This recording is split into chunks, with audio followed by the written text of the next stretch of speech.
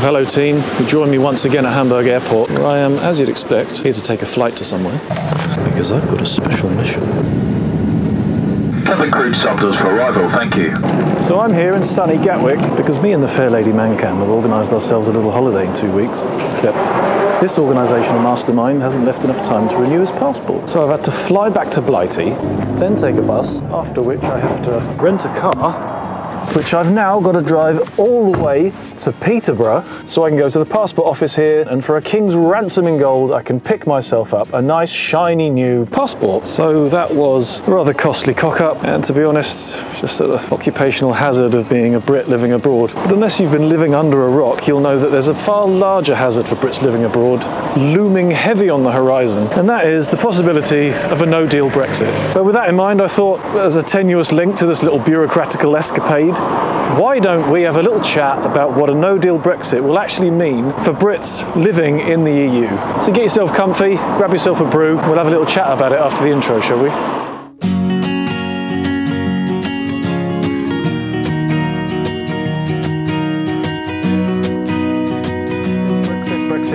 Brexit. But what does it all mean, Basil? That's a bit more Frank Spencer than Austin Powers, wasn't it? Yep. I'm afraid it's happened, folks. The channel has taken a political turn. And I also would like to apologise about the complete lack of a motorbike. Sadly, EasyJet continues to ignore my multiple emails and letters begging for them to let us take motorbikes on their flights as carry-on luggage. So sadly, it's AndyManCam today. But yes, what will happen in the event of a no-deal Brexit for people like me who are living abroad in the EU? Now, right from the very beginning, I'm going to tell you that there are going to be no opinions in this video about how Brexit is going to affect people in Britain. For some of you, it's going to be great. For some of you, it's going to be awful. That's a whole world which is sadly outside of my hands and outside of my knowledge area. And I'm also going to hold up my hands and say that I'm pretty late to the table with all of this, because like an ostrich with my head in the sand, just kept telling myself that everything's going to be okay, it's all going to work itself out. But here we are in the middle of February, and the only deal which has been accepted by the EU has been voted down in Parliament. Theresa May has gone back to the EU,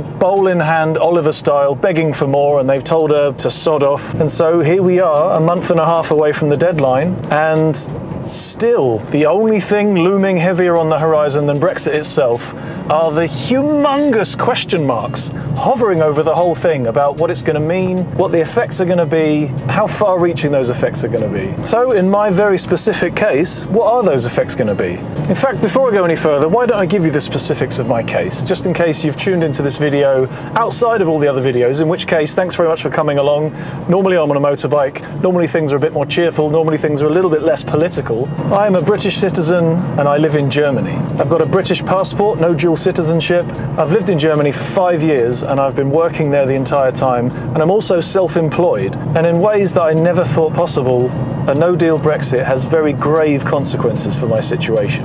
Now, what does Britain being in the EU actually give to me? What are the benefits that I get from this situation as it is right now? EU membership gives all members of the EU freedom of movement across all of the borders in all of the EU without any need for visas or any kind of extra paperwork. You can just show your passport, breeze through. And the freedom of movement also allows you to stay in these member states for as long as you want. There's no limit to how long you can stay there.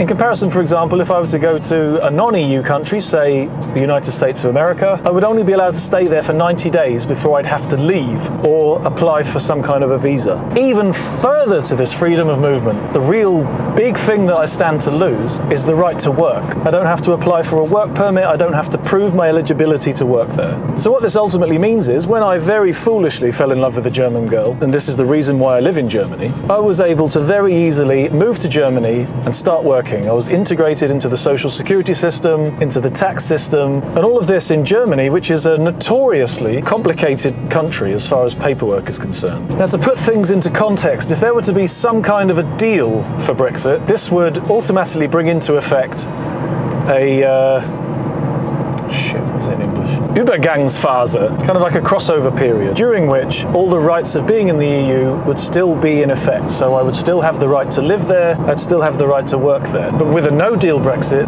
chop.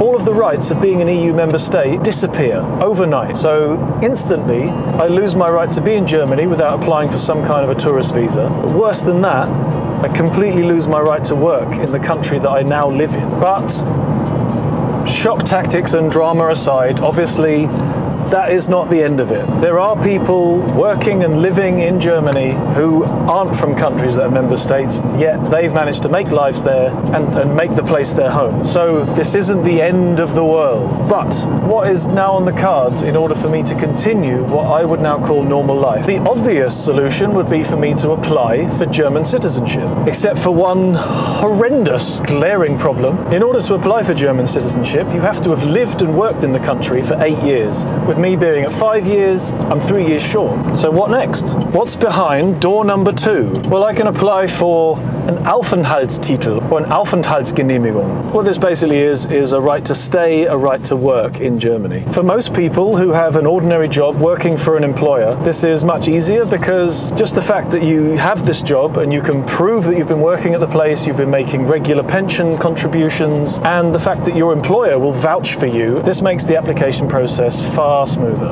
I'm self-employed. So as well as making my health insurance twice as expensive as normally employed people, but that's subject for another day, being self-employed also means there's no employer to vouch for me.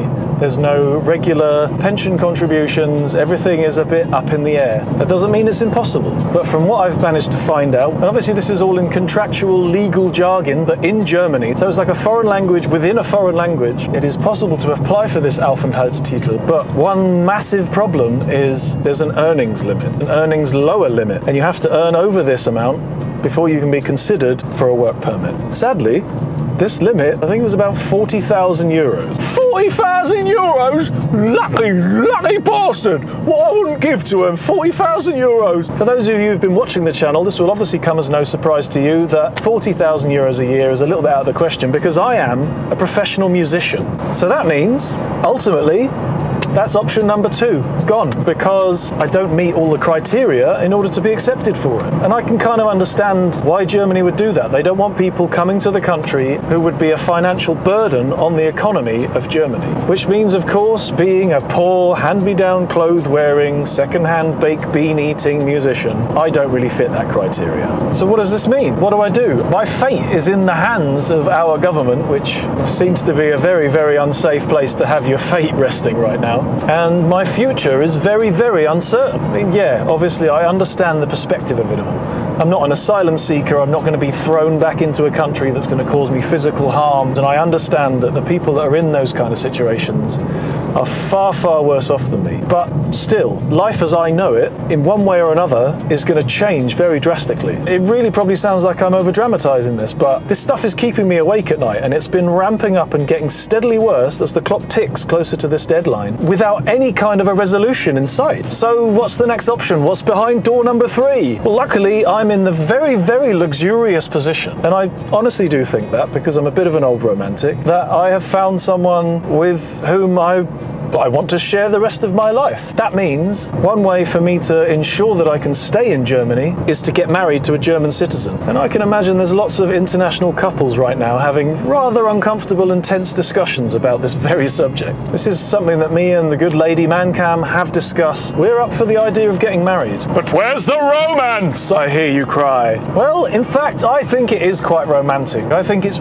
super romantic that we will get married purely so that we can live together. I mean, what better reason is there to get married just so that we can live in the same house? 2 fingers up to the world, 2 fingers up to Brexit. We will overcome, but it's not that straightforward. Sadly, coming back to my earlier point about German being notoriously complicated for paperwork, we can't just go to the registry office and get married. Oh, no, no, no, no. When you move to Germany and when you move around within Germany, you have to go to the government office and register your new address. Every time you move, you have to go and register a new address. And when you do this, you get what's called a Meldebescheinigung, which is basically a registration certificate. When you want to get married, you have to get yourself an erweiterte Meldebescheinigung. And what this means is an extended registration certificate, which has extra information on it, including your marital status. Why don't they include that in the original registration certificate in the first place? So that's obstacle 1. You also have to take your birth certificate. That sounds simple, I hear you say. British birth certificate,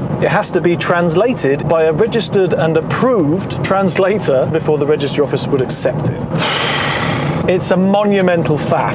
And all of this without taking into consideration organising the friggin' wedding in the first place. There is of course an extra complication being self-employed in that once I get my Aufenthaltstitel, that doesn't mean I can work yet. Oh no. I would first have to have my line of work approved by the Arbeitsamt, which is the, what is that? I suppose it's the Department of Work and Pensions. So option number 3 is riddled with obstacles, complications, and cost. So what's behind door number 4? What's the last ditch attempt at holding on to what we've got? Well, lots of people have been saying to me, yeah, it's not gonna happen, no deal Brexit, ha! But sadly, these very same people were saying 2 years ago, Brexit, ha! It's never gonna happen! But here we are, staring down the impatiently approaching barrel of it. But in any case, the 4th option is just to wait and see, just to stare it out, call its bluff, wait until the dust settles and everything will be okay.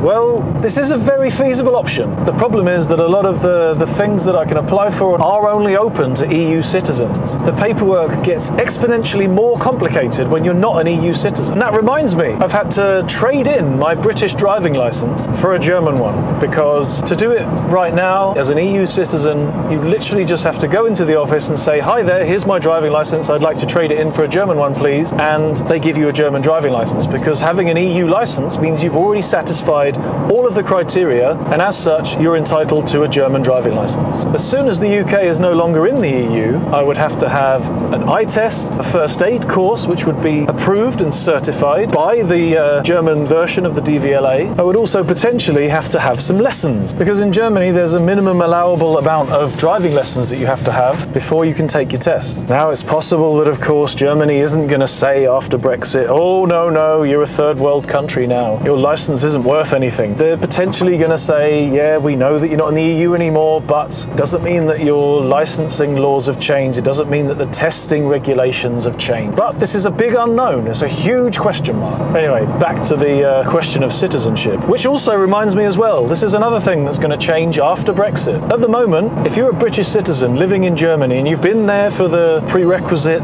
8 years, if you can apply for your German citizenship now while England is still in the EU, there's a special rule that says you'll be able to keep English citizenship and German citizenship at the same time. But if you wait until after Brexit, that's when things get a bit interesting, because you're going to have to give up your English citizenship in order to have German citizenship. Whereas for me, I'm out of luck. Imagine this, if me and the good lady ManCam get married, that means I can live in Germany and I can work in Germany, potentially, hopefully, fingers crossed, but I would still need to apply for the tourist visa to cross over into another EU country, because having a work permit wouldn't make me an EU citizen. So motorbike touring trips like I've done over the last couple of years would become a bit more complicated. But let's think a step further than that. I've got married to my German girlfriend. We then live happily ever after for 2 years, after which time I've reached my 7-year limit that I need in order to apply for German citizenship. As already discussed, I have to give up my British citizenship in order to get the German one, which allows me to then have free movement across all of the EU. But problem then comes when I want to come home, because in this dystopian future, the UK is no longer in the EU, but I'm an EU citizen now. So I now need to apply for a visa to come home to visit my own country. And even worse than that, I'm limited as to how long I can be there, and I'm not allowed to work. Oh, that's the thing that gets me right here, it does. Just the idea that I would have to jump through these hoops and have these restrictions to come back to the country that I'm from. Jesus, it's just so dark. Yes, I will accept a large part of the blame of this comes to me because I chose to move to a different country. But everything was ticking along nicely until this whole Brexit thing came along. Oh, Andy, why are you being so selfish? So there you go. That is how a no-deal Brexit is going to be affecting me as a Brit living abroad. I've got options that are wildly unattainable. I've got options that are deeply complicated. And I've got options that are fantastically unknown in their potential outcome. I mean, you could argue, let's look at the positives here. I've got options, but none of them are particularly easy. None of them are sunlight, rainbows and happiness. None of them are particularly cheap. So, yeah, we will have to wait and see how the road before us pans out and how this whole thing goes. I think I've finished ranting, to be honest. Finished venting about this thing which has caused me cold sweats and sleepless nights over the last couple of months, and I am very, very excited to see what the future holds for us, the very, very near future. So if this video has been of any use to you, of any educational value, or in any way entertaining, please do feel free to give it a like. If, however, you think I was ranting utter codswallop, then please do feel free to give it a dislike. It's all good. Ultimately, I thank you very much for watching, and I'd be overjoyed if you could find it in your heart to subscribe to the channel, tick the little bell thing to make sure you get notifications for the next video, and yeah, see a little bit more of what I've got coming in the future, including how this situation pans out. I have been AndyManCam. Thank you for watching, and I'll see you next time. Ta-ra.